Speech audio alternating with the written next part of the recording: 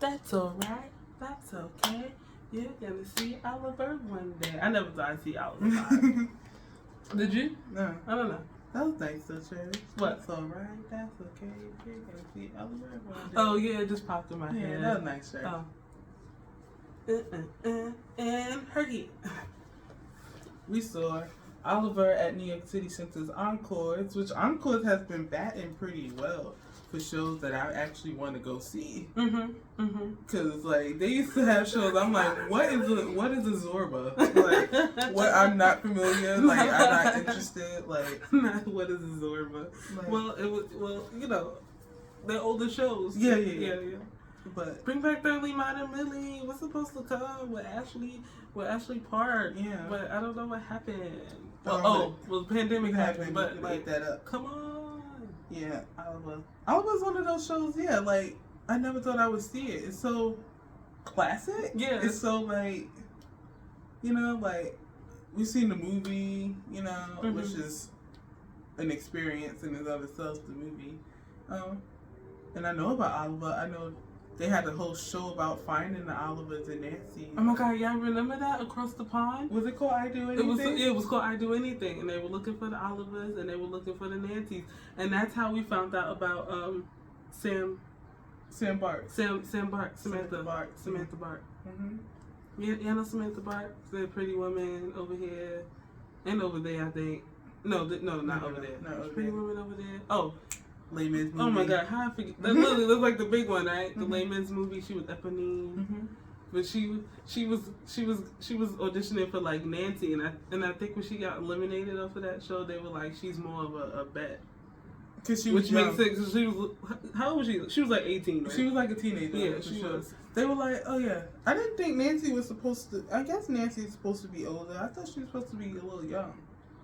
Yeah, but. Older than Beth, yeah. And she was young. Yeah. Like, you know what I mean? Yeah. No, I totally get it. But we saw Oliver on that two show David show. I think they had it like, I think Nancy's supposed to be like 22 or something like that. But, you know, back in Dickens. No, what's the era called? A Dickinson era? No. Yeah, Dickens, right? Yeah. Anyway, that, you know, 22 might as well have been 42. Yeah. Like, you know, people lived. You should have had at least 4 kids. At least if you were like, if you were poor, like Nancy and them were, you know, you had a hard life. Yeah. It's a hard life. No, it's a fine life. Oops. Anyway, I know so many songs from Oliver, like, so it's very interesting. Yeah. I know, we were excited to see Oliver, like, because never seen it before. It's like, you know, it hasn't been staged in, like, New York since, like, the original Broadway production back in, like, was that the 60s? Yes. I think it was the 60s, and, like, woo, I was listening to the OVC cast recorder, and I was like, the vocals were not there, like, it was crazy, like, I don't know. Not the vocals weren't there. The vocals were not there. It was the styling, Joy. It was the styling. No, okay. Yeah, okay. The stylings were not there, but yeah. So it was nice. The boy who played Oliver, I forget his name. Let me check it out. Actually, he was I want to call him Michael, but I don't think he's Michael. It's not Michael. Mr. Brownlow. Oh, it's going in alphabetical order. Benjamin Paget. I knew he had a classic biblical name. Benjamin Paget. He was in The Music Man, and we saw him in The Music Man as Winthrop. It's so interesting, kids on Broadway, because I feel like children on Broadway either have like 1 or 2 seasons where like their life is jam-packed with like shows and engagements, and then you just won't hear them again. You won't, yeah. And either they'll either end up doing TV, or you just won't hear them again until they're adults, and they might come back to theater. Right. But even then, you're like, wait, is that them? Because like, you don't necessarily put your childhood credits in your statement, you know. So it's just like, it's very interesting, like when children are on Broadway, because a lot of the children in the show were from The Music Man, because they had dancing children. Yeah. Why not? Yeah, so you know, Encores tries to get as many like big names as they can to like draw people in, because their shows are limited. And so Lily Cooper was Nancy, Raul Esparza was Fagin, Moore and him. Tam Mutu was Bill Sykes. We saw Tam in Moulin Rouge. We seen Lily in Tootsie, and we have not seen Raul. No. So I was excited to see Raul, but like performing. I mean, we've seen Raul, but we haven't seen him perform before. We've seen him in person, but not perform. Yeah. Oh man, you remember Speed to Plow? Remember those commercials? Yeah. Ooh, that's Manhattan Theater Club days back when it was still called the Biltmore. Crazy.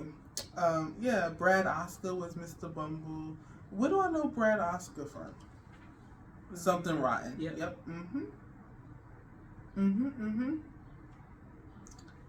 Rashida Scott was Mrs. Sowerberry, but she was out sick with COVID. I was so sad. Oh my God, we were like, oh, we're gonna see Rashida, and then I don't know how, but I think our slips fell out of our playbills, and so I didn't have one in here. When the lady came out and it wasn't Rashida, we were confused. Oh, here it is. I have it up as anything, and I mean, we were like, what? Like, we were like, that's not Rashida. And then we were like, at intermission, we had to be like, where's Rashida? And we checked her Instagram, and she had COVID. So, oh man. Yeah. Oh, Mary Testa was in it. Like, woo, there's so many, you know. So yeah, Oliver. I won't get too much into the story. I mean, people should know Oliver. It's pretty. He's an orphan, you know. Yes, it's your classic orphan. Classic orphan story. But yeah, I didn't realize how long Oliver was, which makes sense given the time in which it was written, and two, how dark it was. And I think we thought the production was okay. Right. Was just okay. My co-worker, the show was like important to her because she, you know, the movie, she grew up watching the movie. But like her family, she's like a member of City Center like member, so she goes to see, you know, things, and she was so excited for Oliver, and she loved it, and she had a raving review of like Oliver, and with the cast, Joy and I were like, okay, yes, I can see it. Yeah, we can see it, but something felt off. Yeah, something felt off. We should say our performance was delayed quite a bit because one of the young performers, his name was Michael. I thought it was William. It was William? I thought it was William Conley. Is that a William in here? Hold on. Let's make sure. Oh yeah, William Conley? Yeah. Yeah, you're right. I said Conley, Colin. Oh, I thought it was Michael Cash.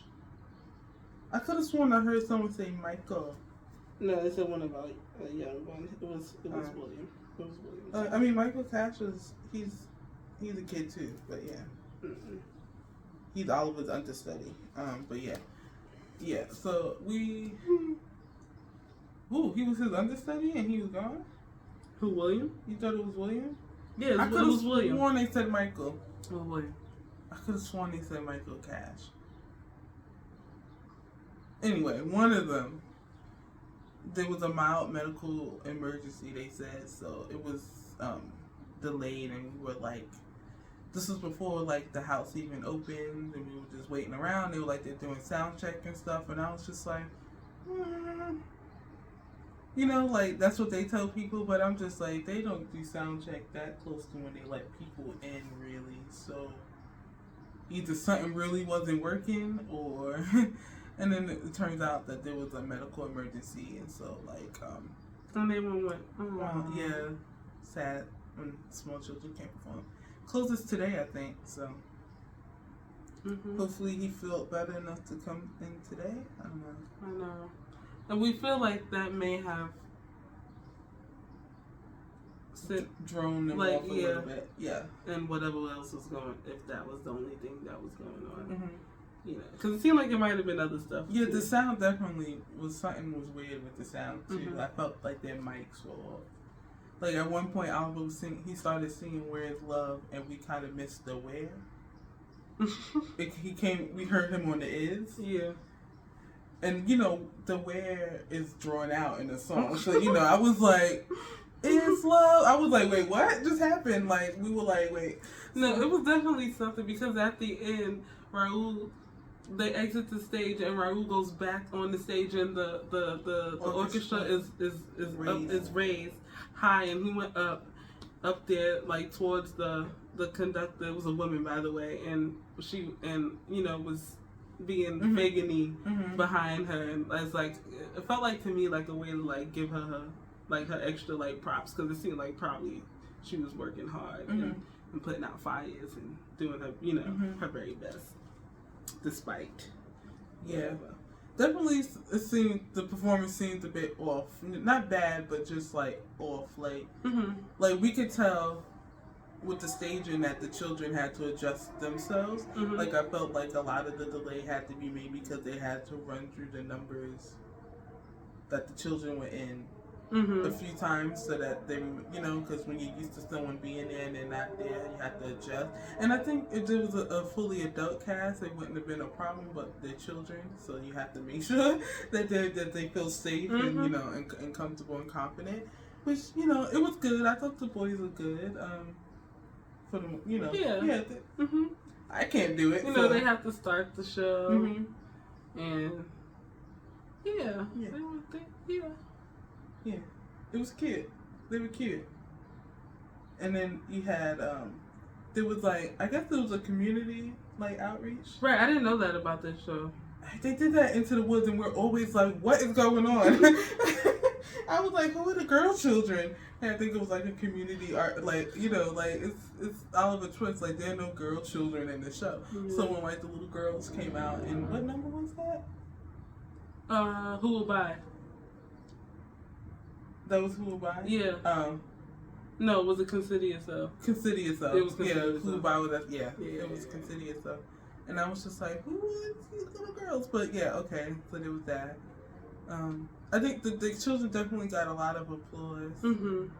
I think they deserve it. They needed it because clearly, like, they had to carry the show with one less person.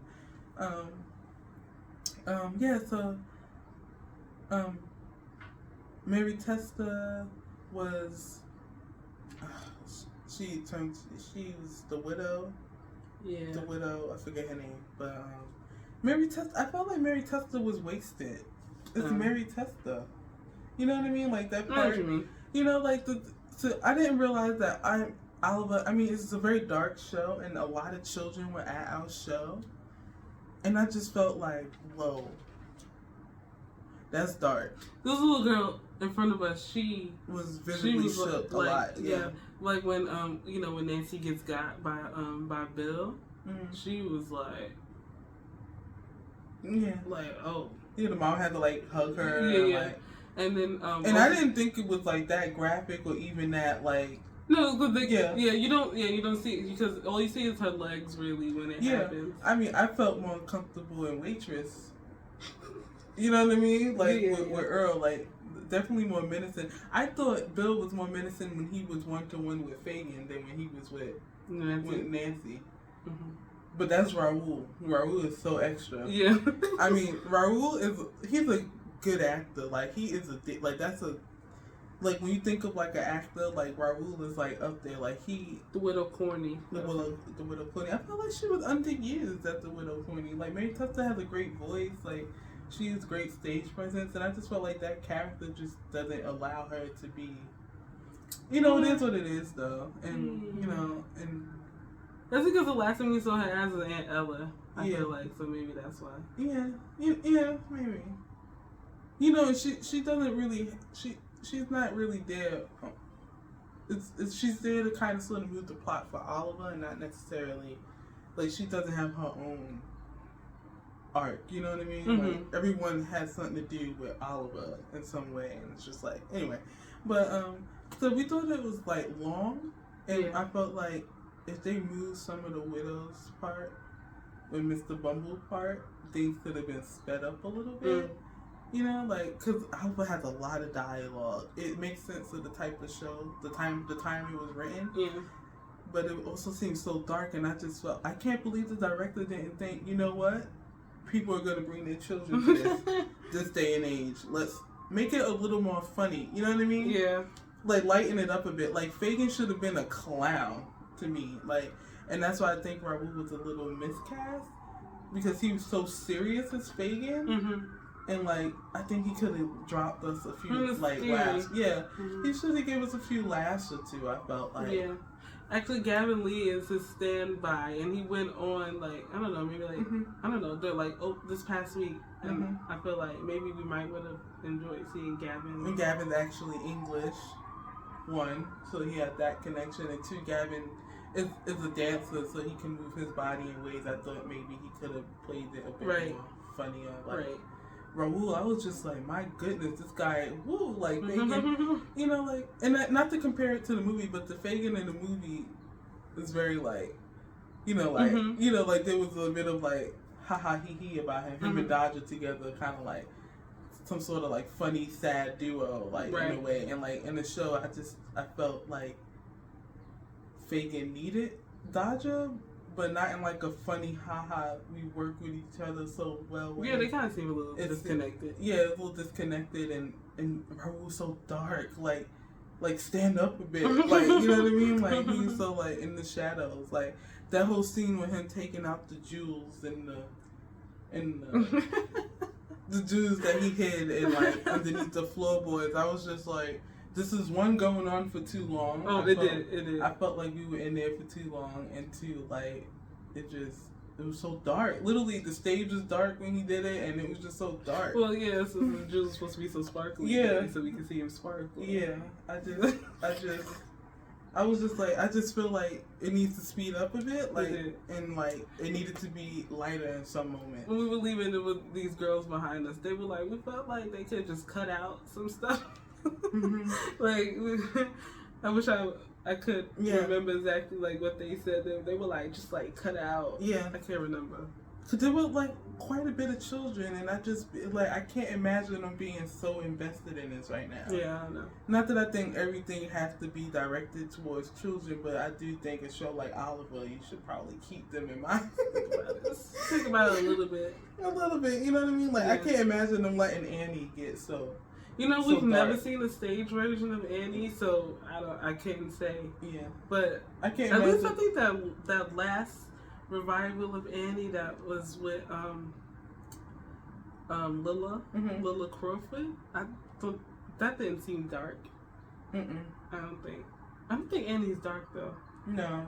It has more lighthearted moments. Yeah. And I think Oliver should have lighthearted moments. I think that's what the boys and Dodger and stuff is there Charles for. Dickens. Yeah, but I know. I think that's what like Dodger and the boys are there for, is to give it a bit of, you know what I mean, like, because it was kind of like emotional, kind of whiplash with like, I do anything, and then like some parts are so slow, and some stuff I felt like we were like, like what? Like, Where Is Love? I was like. He went for like the song started, and then it was like, then he was like crying, and I was like, I feel like we missed something. Like, wait, or maybe you're just used to the movie. Maybe, I don't know.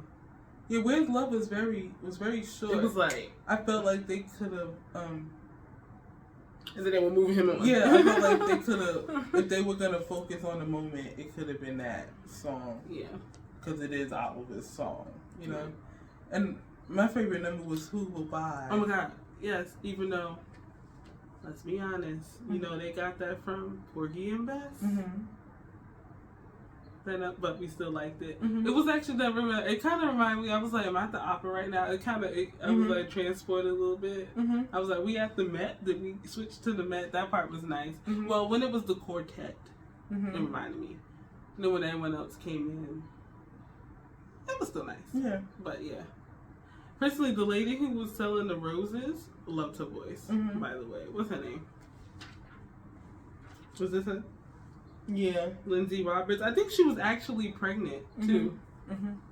Like, because you can't fake that. Her back was, you know, her, like she really had, like, somebody, like, pressing on her spine, like, rearranging her insides. Like, I think that was, she was really... did we see Ellie Sayle? I can't even say that I like saw him on the. Yeah, right. Recognized him. I don't know. Wait, was she in Dancing? What's her name? Tainari Vasquez?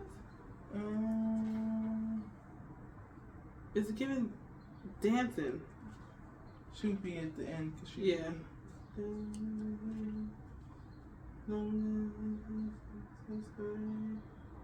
Oh no, she was in West Side Story. Maybe that's what I'm getting it. Mm-hmm. That's like I'm, like kind of subconsciously remembering. Yeah.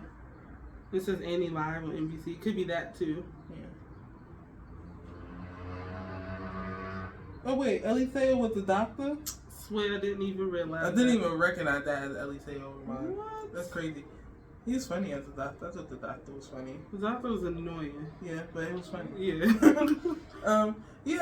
So our favorite standout performances was Lily Cooper as yes, and as him. Nancy. Yes, Sir Brock Warren. Paradise Square Ain't Too Proud. Mm-hmm. Yeah. Okay. Yes. Okay. Sorry.